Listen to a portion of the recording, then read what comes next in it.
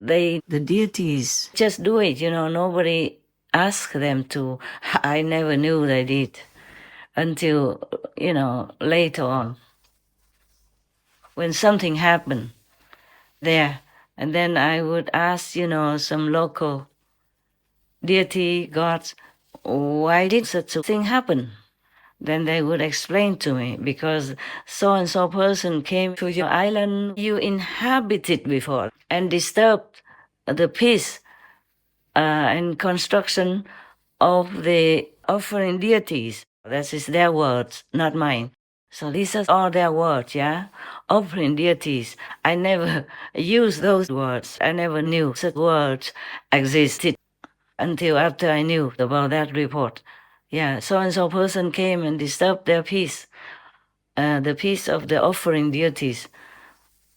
Because I left already. I'm not there anymore. So I asked, well, what did they do to disturb them?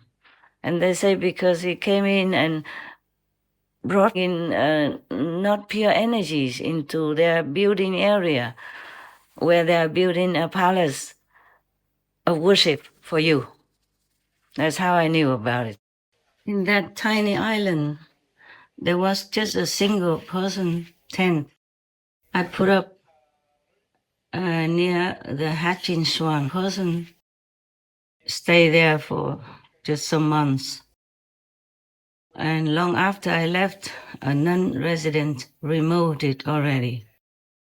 But the deities still count that I inhabited there before and built a palace of worship. In one place, there were some initiates who went there to feed birds, swans, or other animals, people, as per my instruction, after I left that place. So even such a humble one like I am, and still alive here, they still, offer such reverence like that. It takes at least half a year to finish that kind of palace, and you won't see it with your physical eyes. But if you meditate well, maybe you can see it. Or if you're sincere, maybe they will let you see it. Not everybody can see this kind of palace. So people would not believe that such things as a palace of worship in the air really exists for any master or any saints and sages. So over all these centuries, or thousands of years of time, can you imagine how many palaces like that have been built on earth in remembrance and worship of the masters that have come and that have graced our planet and that have left us physically? These worshiping palaces help to naturally stabilize the surrounding, bless the atmosphere and all beings nearby. And by the way, one day while traveling, I wanted to rid myself of all the house keys, ashram keys or related remote controls, etc. But heaven told me to keep them for the same beneficial purpose. So all the temples and the churches that we built are nothing of physical value compared to the palaces that the deities, the goddesses, have built for those masters. So it doesn't matter that when they leave, they have magnificent temples or not, they always have. As they moved from one area to another, their palaces will be multiplied all the time. Everywhere they pass, the deities around that local area or nearby would come together, use their power and build such palaces for the master in gratitude, in memory of, and in worship, just for all the world to know, in the invisible world. We, in the physical and visible world, hardly know about that and hardly can tell. So if you go somewhere and see the native people say, please don't disturb that area, this area, it could be because they know the sacredness of certain place So please just respectfully listen. Formally, because humans relied only on their physical power, guns and knives and stuff like that. We sometimes took away the lands of the native people and offended the gods by taking up their abode, their worshipping temples and all that. And then we receive bad luck and tragedy upon ourselves just because we're ignorant. We cannot see what the natives, psychics see.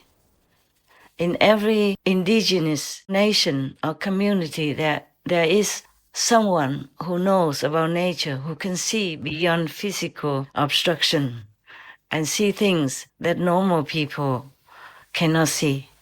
But because of ignorance, many with strong physical weapons and force would come and, force the natives away from their land, from their worship area, from the sacred, mountains, fields, hills, and forests, thinking that these people are stupid or superstitious or know nothing of science. But many things science can never explain anyway. Even nowadays, with a lot of high tech, many phenomena have been recorded in the air or in the sea and in forests or on mountains somewhere that science cannot explain. Not to talk about the things that cameras cannot capture. Normal eyes cannot see. Normal hands and cannot touch. Feet cannot go through, for example, like that. So please, I remind you, well, we talked about that many times already, but I remind you again, please, every step you walk on earth, be thankful, be respectful. Then you will have less trouble and disaster in your life. And if you can help it, don't go out too late at night. Because at midnight, if we have demons and ghosts still on the planet, at midnight, midnight, the king of karma will release the demons and the ghosts so that they can go out, be free, doing what they have to do. Sometimes it's good for us, sometimes not good for us. Sometimes fatal, sometimes causes people to be frightened, to lose their mind, to go crazy, or to do things that later, when they're out of the demonic influence, they would not remember at all. Just like those sleepwalking people, if they happen to do things or go anywhere, when they come back to their bed, they don't remember a thing. Anyway, to live in this physical life, even as a practitioner, you must always exercise caution and give out your best, your compassion that you learned from all the teachings of the masters and develop it more and more or remember it more and more yourself by practicing meditation, by God's grace. Show it all. Show your love, okay? Give your love. Act on your love, from your love to others around you. You never know whom you're helping. It could be a saint, in disguise. It could be a highly enlightened saint or practitioner, but they live humbly just like everyone else. Yeah, just like Kabir, Saint Kabir, he just continued his job as a weaver. And, like Buddha, he was a prince of a kingdom, but he just walked around in his 1 hour robe to go begging for food. And many other masters just walked barefoot and served humans quietly, humbly, until they were found out and then executed, burnt alive, crucified, or assassinated. You know it already. The more you read about how the masters suffered, the more you are grateful to them. Are touched deep in your heart, and you would vow to practice more and more diligently to repay their kindness to show gratitude for their love and sacrifice. Many masters in the past just did what they did, a normal job, living a normal life, and you would never recognize them unless you have psychic eyes or spiritual eyes that can see their aura. Then you know they are high-level beings, not normal humans. You don't have to see even. Just be respectful to all you meet and treat them with loving kindness. And recognize the God in them, whether or not they know about their own, high position in the universe as children of God. Just be good, be kind. Then your life will be better, okay? That's all I want to tell you. No need to find the saints in order to be kind to him or her so that you can have blessing. No, that's like business. That's low class. Okay? Treat all unconditionally as you would like to be treated yourself, as if you are in their position. Always think that you are the other, then you know how to treat them. Okay? Right. I thank you all for practicing very diligently, for trusting me, and for remembering God every day and thanking God and thanking all the masters and doing as many good deeds as you can afford or as you encounter, helping all those in need unconditionally. Never think that they will have to thank you or reward you, or that heaven will reward you. But you will be rewarded, even if you don't want it. Just be respectful, okay? To all that you see or do not see, knowing that God energy is everywhere. The saint and sage's energy abounds to help you, to uplift you, to comfort you.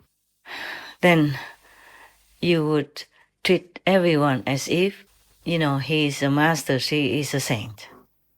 Or it doesn't matter, just as your fellow human beings, When I was helping to care for some patients around me in the hospital, I did not check if they were saints or sages or anything. I just helped them because they needed it, because I was able to at that time, and because all the nurses and doctors were extremely busy. You don't know it. When you go to some hospitals, they're so extremely busy. People are miserable and sick everywhere. And some are so helplessly sick that you just shed tears, feeling their misery and pain. So your little help, your little comforting words, your loving eyes, your humble service would help to make them feel a little bit comforted. Some don't even have relatives or friends or families. They're just all alone and are sick, lonely, helpless, and frightened. So imagine if it's you, how would you like to be treated, to be loved, to be comforted, to be shown kindness? Yes? Then you just do it as if it's for you. Don't overdo it. Don't be too noisy while doing it. Don't do it so that all the nurses see you and praise you. They might see and they might praise you, like in my case. But you should not feel proud or satisfied for any reward you have by words or action. You just do it because you want to, because the person needs your help. That's all. Okay, remember this. And you never know, you might have helped a saint, a master who is not, obviously known to you or not famous or too humble to even say anything. But they will give you blessing quietly. And you never know why your life suddenly becomes better, for example, why your relationships are happier, why you are promoted at your job to a better job, higher position, etc. But it's not that you want it or wished for it. You must always help others with your love. That's all there is. Just with love. Do everything with love.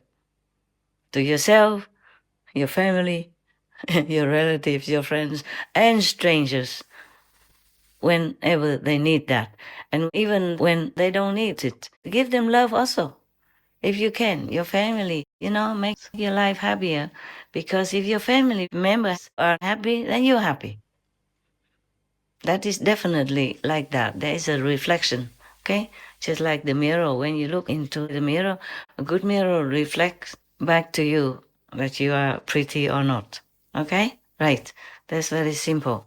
Now, I thank you for remembering God, praising God, and being grateful to God and to all the saints and sages and to the Master every day, every time you can, and meditate as much as you can. Remember to protect yourself with the holy names and the gifts if you have, okay? All right. May all your noble wishes come true. May God never let you forget Him. Amen. I will talk to you again next time. Love you, love you, love you.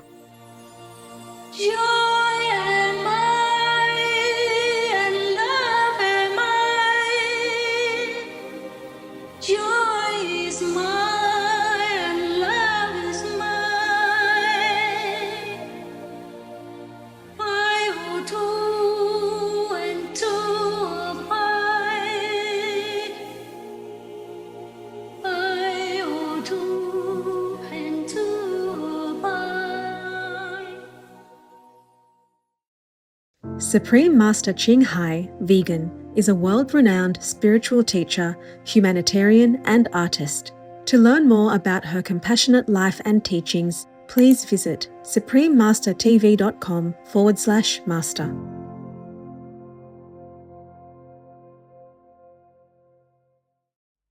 The karma, the action, and the results of killing beings brings on two retributions. 1. A short life, and 2. Much illness. Reverend Bhikshu Dr. Heng Shor, PhD, vegan.